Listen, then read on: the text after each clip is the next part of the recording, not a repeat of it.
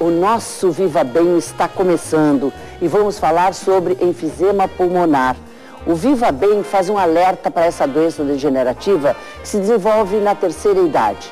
Quem passou anos fumando e ficou exposto ao cigarro e outras toxinas é mais suscetível a desenvolver o problema pulmonar. Para falar sobre esse assunto, eu converso agora com o médico pneumologista Hugo Goulart de Oliveira, coordenador do Núcleo de Tratamento do Enfisema do Hospital Moinhos de Vento e também é professor da Faculdade de Medicina da Universidade Federal do Rio Grande do Sul. Pois é, nós vamos então agora falar sobre algo que preocupa muito este momento da nossa sociedade, né? O aumento de problema pulmonar em função do fumo. Um belo assunto, né, doutor? Certamente, Isabel, e é um prazer estar aqui conversando contigo e com todos os telespectadores da TVE. E eu agradeço a oportunidade de estar conversando sobre esse assunto, porque ele é muito importante, ele acomete muita gente e causa muito sofrimento a tantos pacientes e familiares e amigos. É isso que chama atenção, que é uma doença, e agora a gente vai falar se é uma só, ou se são várias degenerações aí que o nosso pulmão pode sofrer, né? Com esse ataque, posso chamar assim, doutor? Sim, pode. Porque é um ataque externo, né, ao nosso organismo. Quer dizer, é uma doença que faz sofrer muito a pessoa que está acometida, né? Exatamente. É uma doença que ela é fruto da exposição. Se nós olharmos bem, o nosso organismo, ele tem uma grande área de exposição. O nosso pulmão, ele é aberto para o meio ambiente. Se nós colocássemos o nosso tecido pulmonar numa superfície, seria em torno de uma quadra de tênis, mais ou menos, aberta ao meio ambiente. Então, toda a poluição, todo o ambiente que nós vivemos, ele praticamente está em contato com a intimidade do nosso organismo. E assim é o nosso pulmão. Eu não tinha ideia que tinha essa extensão, doutor. Exatamente. Então, nós temos uma área, ou seja, quando a gente inala, cada inalação que a gente faz, todo o ar e toda a poluição que tem nesse ar, ele entra em contato íntimo com o nosso organismo através dos alvéolos, das vias aéreas, dos brônquios, e isso é o que leva a essa doença que nós preferimos chamar como DPOC. E o que é o DPOC? O DPOC é um conjunto de dois componentes, basicamente. Ok. O enfisema e a bronquite crônica. O enfisema é a destruição da parte final do nosso alvéolo, onde acontecem as trocas gasosas. E a bronquite é a representação da doença das vias aéreas, dos canais que levam o ar até o alvéolo. Ah, entendi. Tá. Então, é desse caminho, posso dizer. Exatamente.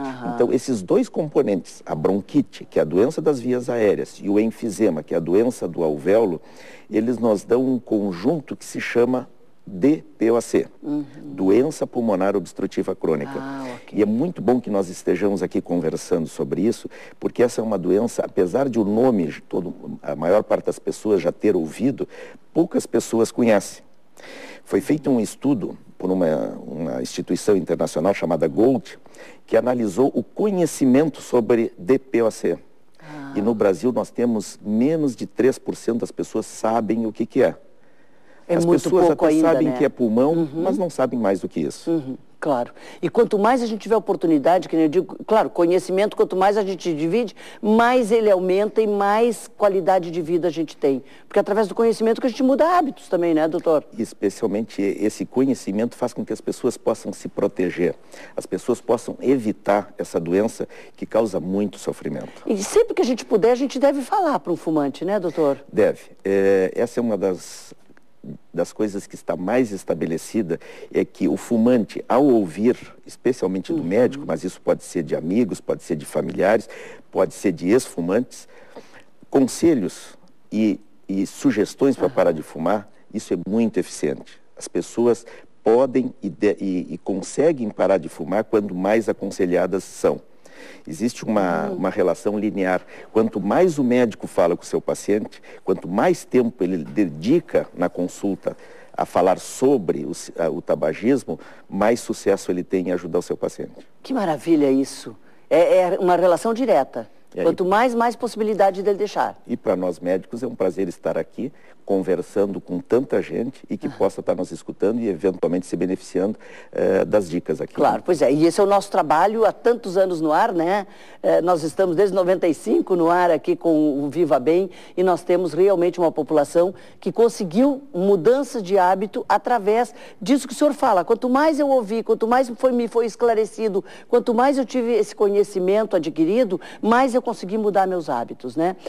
O diagnóstico é facilitado, doutor, por ser assim tão evidente. Uma pessoa com bronquite, a gente, né, principalmente um especialista, claro, ele tem uma indicação visível que ela está com a doença. Primeira coisa, o paciente que fuma é o principal candidato a ter esse diagnóstico. Quando nós falamos de DPOC, estamos falando de bronquite e enfisema, nós estamos falando de pessoas que sofrem essa agressão. O DPOC, mais de 80%, em torno de 90%, são causados pelo tabagismo. Então, a pessoa que fuma ou que convive muito próximo com o cigarro é aquela pessoa que é o candidato a ter a doença. Quando o senhor diz aqui convive muito próximo, um fumante passivo? Fumante passivo. É aquela pessoa especialmente que vive num ambiente fechado com um outro fumante. É o companheiro, a companheira, o filho, o pai, de pessoas que fumam e muitas vezes, infelizmente, fumam dentro de casa. Que era, principalmente há uns anos atrás, era o maior costume, né? No serviço, a gente tinha colegas ao lado da nossa mesa que fumavam.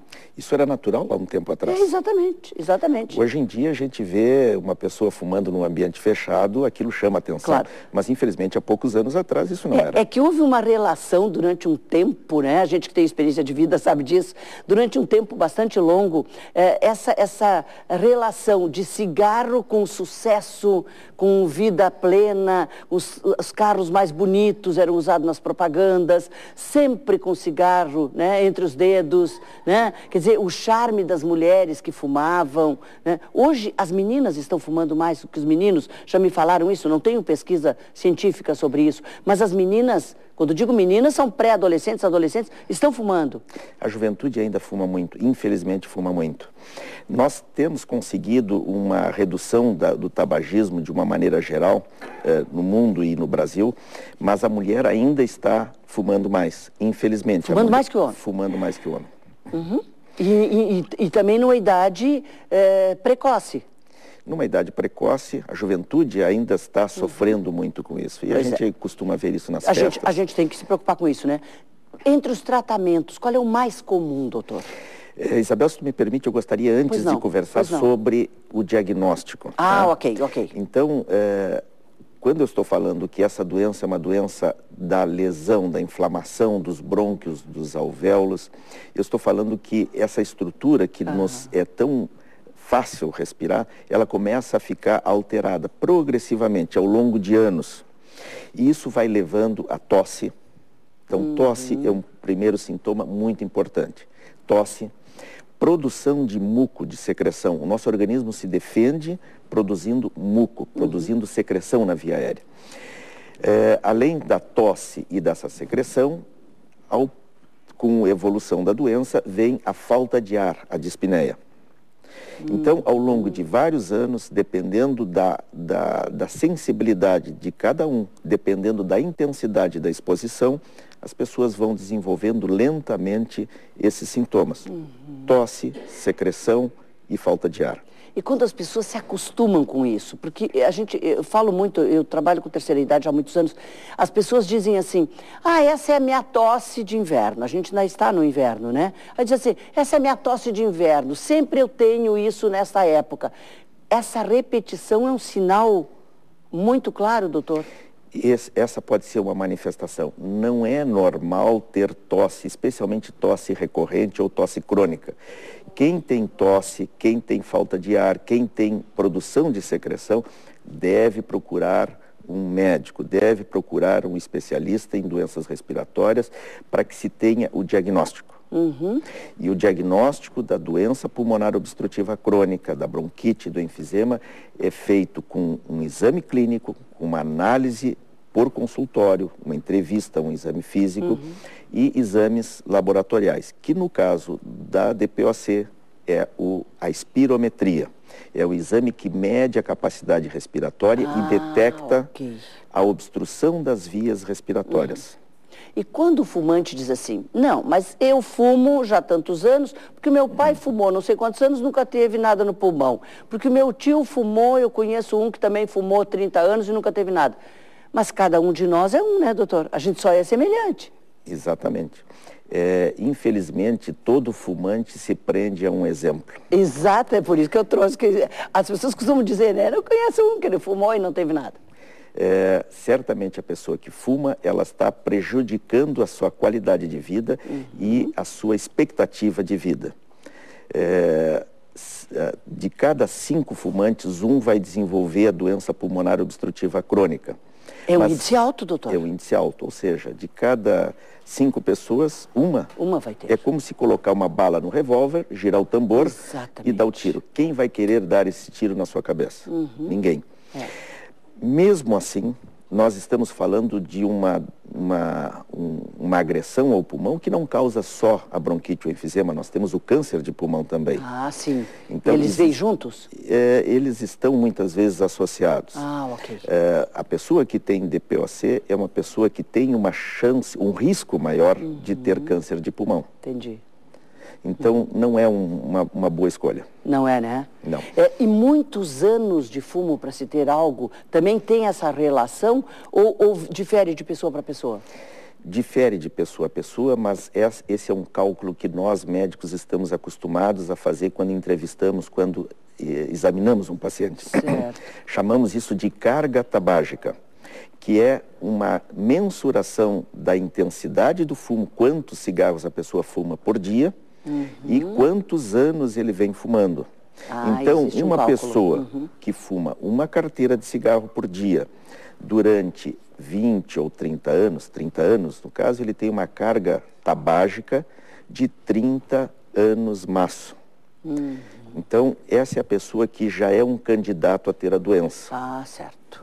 Isso é que nós temos que prestar atenção, né? Mas agora nós vamos a um pequeno intervalo e em seguida a gente volta para falar sobre esse assunto tão importante que é a saúde geral do nosso pulmão.